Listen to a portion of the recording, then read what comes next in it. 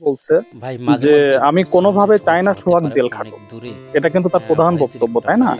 আর আমার এক ইজ্জত আমি কয়জনকে দেখাবো? আমার ইজ্জত আমি একজনকে দেখাইছি, আমি তার সাথে সংসার করতে চাই। সে কিন্তু আরেকটা কথা বলছে যে হচ্ছে আমি যদি ওকে নিয়ে ভালো থাকি তাহলে আমাকে ভালো থাকতে দেওয়া হোক। তো সেই জায়গা থেকে সোহাগকে যদি সোহাগের ওই লামিসার ফ্যামিলি অন্যায়ভাবে ওনাকে আইন কোনো প্রক্রিয়ার মাধ্যমে যদি জেল হাজতে প্রেরণ করে থাকে, আমি স্যার মতো মেয়ে ছেলের বউকে নিয়ে আমরা গর্ববোধ করি। সোহাগকে আমরা প্রয়োজনে ইউরোপে পাঠাবো। সোহাগের যে শ্বশুর অহংকারী নুমান, তার চাইতে বড় লোক করে ছাড়বো। তাহলে আমরা অধিকার বাস্তবায়ন ফাউন্ডেশনের পক্ষ থেকে সর্বোচ্চ সহযোগিতা করব। আমরা মানবাধিকারের পক্ষ থেকে লয়ারও দিব, যেন তার হয়ে আমরা হাইকোর্টে অবশ্যই ওনার জামিন শুনানোর জন্য আমরা লয়ার দিব।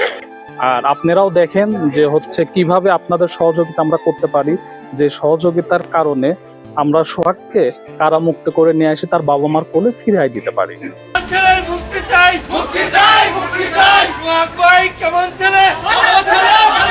আপনারাও আমাদের সহযোগিতা করেন, আমরাও আপনাদের সহযোগিতা করি।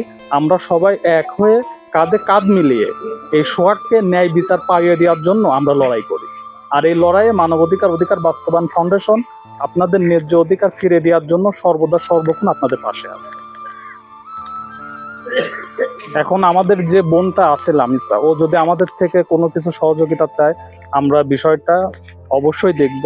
যদি বোন এখানে থেকে থাকে, হয়তোবা আপনারা যদি পসিবল হয়ে থাকে প্রেজেন্ট করতে পারেন, তাহলে ওর মুখ থেকে শুনলে হয়তোবা জিনিসটা আমরা আরো গুরুত্ব সহকারে দেখতে পারবো। যেহেতু ঘটনাটার মূল ঘটনা কিন্তু ওকে নিয়েই ইস্যু হচ্ছে, তাই না? এই হচ্ছে ব্যাপার। সেক্ষেত্রে ওই যে সোহাগের বাবা মার কাছ থেকে জি, আসসালামু আলাইকুম। আমার এক ইজ্জত আমি কয়জনকে দেখাবো? আমার ইজ্জত আমি একজনকে দেখাইছি, আমি তার সাথে সংসার করতে চাই। আমার অন্য জায়গায় কখনো সংসার হবো না। আমি একটা নারী, আমার ইজ্জত এক জায়গায় দেখানো হয়ে গেছে, আমি কিভাবে অন্য জায়গায় যেই করবো? এটা কেন আমার বাবা মা বুঝে না? আমার তাকে কেমন আছেন?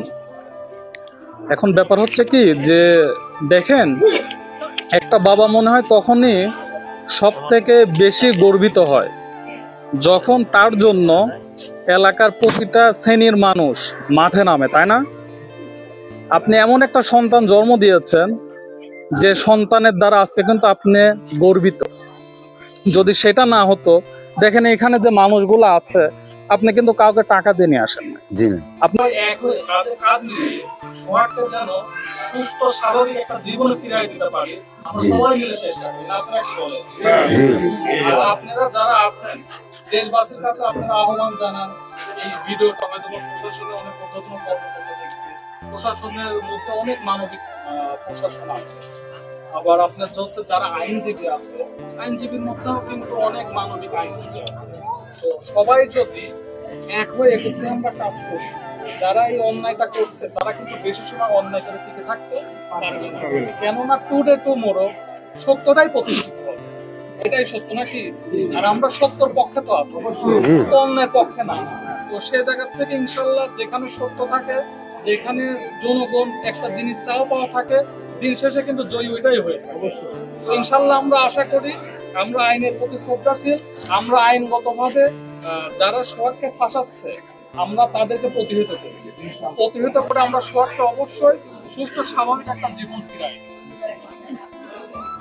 বোঝাতে পেরেছি? আর অধিকার বাস্তবায়ন ফাউন্ডেশন সর্বদা সর্বক্ষণ আপনাদের সঙ্গে আছে। এই যে যারা সাংবাদিক ভাইরা আছে তারা সবাই আপনাদের সঙ্গে আছে, পুরা দেশবাসী আপনাদের সঙ্গে আছে। আপনারা নির্টেনশনে থাকেন, সোহাগকে আমরা কারামুক্ত অবশ্যই করবো ইনশাআল্লাহ।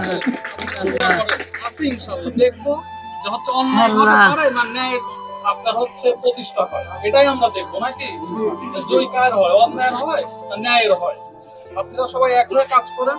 আর কাকা, আপনার প্রতি আমার একটা কথা বলার থাকবে, সেটা হচ্ছে যেটা দেখেন, আপনি এমন একটা সন্তানকে জন্ম দিয়েছেন যে সন্তানের জন্য দেখেন মানুষ আপনার পাশে দাঁড়িয়েছে। এটা কিন্তু সব বাবার ভাগ্য জোটে না, জোটে বলে। তো সেই জায়গা থেকে এক সোহাগ যদি জেলেও থাকে, এই যে হাজার হাজার সোহাগ কিন্তু আপনার সন্তান, আমরা নিজেরাও কিন্তু আপনার সন্তান। তো আপনার হাজার হাজার সন্তান আপনার পাশে আছে। ইনশাল্লাহ আপনার সোহাগকে আমরা আইনি ভাবে লড়াই করে ইনশাল্লাহ ওকে মুক্ত করে নিয়ে আসবো। আলহামদুলিল্লাহ। এই সাংবাদিক ভাইরা যারা আছে সবার প্রতি বিশ্বাস আছে। বুঝতে পারছেন কাকা? টেনশন করেন না। আমার ছেলেরা কারাগারে আজকে 4 মাস চলতেছে। আমি হলো গরিব মানুষ, আমার সংসার চালাইতে হবে কষ্ট। এবার অটো আছে, অটো চালাই খাই, এবার কিনা গাড়ি খাই না, সত্য এটা ঠিক আছে। অটো চালাই যে খাই যাতে চলে আর কেউ সংসারে চালাই যায়। এই মেয়েটা একে 3 বছর আগে করছে, 3 বারে প্রশাসন এনে 2 বছর নিয়ে গেছে, আরেকবার দেওয়া হয়েছে। মেম্বার আছিল 2-3 জন, থাইকে হারা থাইকে নগে থেকে দিয়েছে। তারা বলে গেছে যে এই মেয়ে যদি আবার আহে পরের বার আর নিমুন আমরা, এটা কইছিল। এই কথা তো থাকে না, আর ডকুমেন্টও নাই। মেম্বারে বলছিলাম যে আমার ডকুমেন্ট দিয়ে দেন, তাও মেম্বার বলে ডকুমেন্ট দেন নেবো না, তাহলে হলো মেয়ে খালি দিয়ে দাও। এর কথার উপরে আমি এটা দিয়ে দিছি। এখন 3 মাস 6 মাস পরে আমার পোলাটা হলো ওর মিটাইছিলাম, ওর 30,000 টাকা দেয়। ওর খালুরে সেরি খালুরে 30,000 টাকা দেয়া ওই কেসটা মিটাইছিলাম।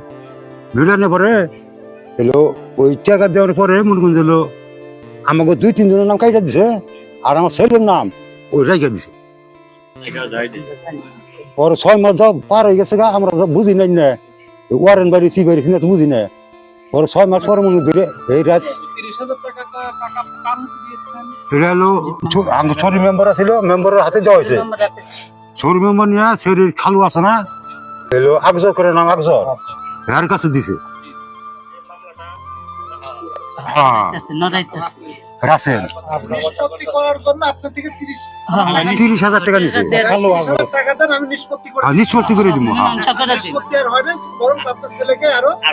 আর ফাঁসাই দিছে। এইভাবে মনে করেন যে আপনার ছেলে তো ধরে আনছে, কারাগার আছে। আপনার কাছে আমার একটা দাবি, আমার ছেলেটা যে বলে সারা পায়, আমার ছেলেটা যে বলে সারাই দেন, এটাই আমার দাবি। খুব খুশি হইলাম কথা হইল। আর একটু কথা কি ভাই, যে পুরুষ আমার জন্য জেল খাটতে পারবে সেই পুরুষ অবশ্যই আমাকে ভালোবাসে। আমি যেন ওকে বাই করতে পারি, ওর সাথে সংসার করতে পারি। আমি সোহাগকে মুক্ত করার জন্য আমার যা যা করতে হবে তাই করব। আমার যদি ওকে মুক্ত করার জন্য যদি আমাকে যদি সেফ কাস্টডিতে যা যদি করতে হয়, তাও আমি খাটতে রাজি আছি, তাও আমি ওকে ছাড়াবো। ওকে ছাড়ানোর জন্য আমার যা যা করতে হবে তাই করবো। আমার স্বামীকে ছাড়ানোর জন্য আমার যা যা করতে হবে তাই করবো। যদি ওকে ছাড়ানোর জন্য যদি আমার যদি সেফ কাস্টডিতে দেওয়া হয়, যদি আমার ওখানে যদি খাটতে হয়, তাহলে আমি তাও খাটতে রাজি আছি। আমার এমনিতে বয়স হয়েছে 18+, কিন্তু তারা কাগজপাতিতে কমায় রাখছে। এখন যদি তারা কাগজপাতিতে যদি বারবার কমায় রাখে, তাহলে তো সারা জীবন গেলেও আমার বয়স এই 16-15 এটাই থেকে যাবে। কারণ এটা কাগজপাতিতে, এটা তো আমার রিয়েল বয়স না। কারণ আমি ইন্টার 2nd ইয়ারে পড়ি, তাহলে আমার বয়স কিভাবে 16 হয়?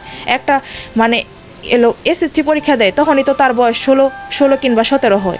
তাহলে আমি ইন্টার 2nd ইয়ারে পড়ি এখন, তাহলে কেমনভাবে আমার বয়স 15-16 হয়? মানুষই দেখে না যে কার কি আছে না আছে। এগুলো দেখলে তো মানে সম্পদকে ভালোবাসা হলো, তাকে ভালোবাসা হলো না। কারণ আমি যদি দেখতাম ওর বাড়ি ঘর আছে নাকি কি আছে, তাহলে তো এখানে ওকে ভালোবাসা হলো না, তাহলে ওর সম্পদকে ভালোবাসা হলো, ওর কি আছে না আছে ওকে ভালোবাসা হলো। আমি ওকে ভালোবাসি, আমি ওর সাথে ভালো থাকতে পারবো, এটা আমি বুঝতে পারছি যে না, আমি ওর সাথে ভালো থাকতে পারবো। আর ওর সাথে আমার শারীরিক সম্পর্ক হয়ে গেছে, সব কিছু হয়ে গেছে। আমার বাচ্চাও হয়েছিল, বাচ্চা কনসিভ করছে, এটাও নষ্ট করে দিচ্ছে। এইসব ভাবতাছি, এইসব বিষয় এখন আমি অন্য কোনো পুরুষের যদি বিয়ে করতে যাই, ওই পুরুষকেও ঠকানো হবে, তাহলে কেন আমি এই কাজটা করব? তার জন্য আমি ওর কাছে বারবার চলে আসতেছি। ভিডিওটা ভালো লাগলে একটা সাবস্ক্রাইব করে দিয়ে দেন।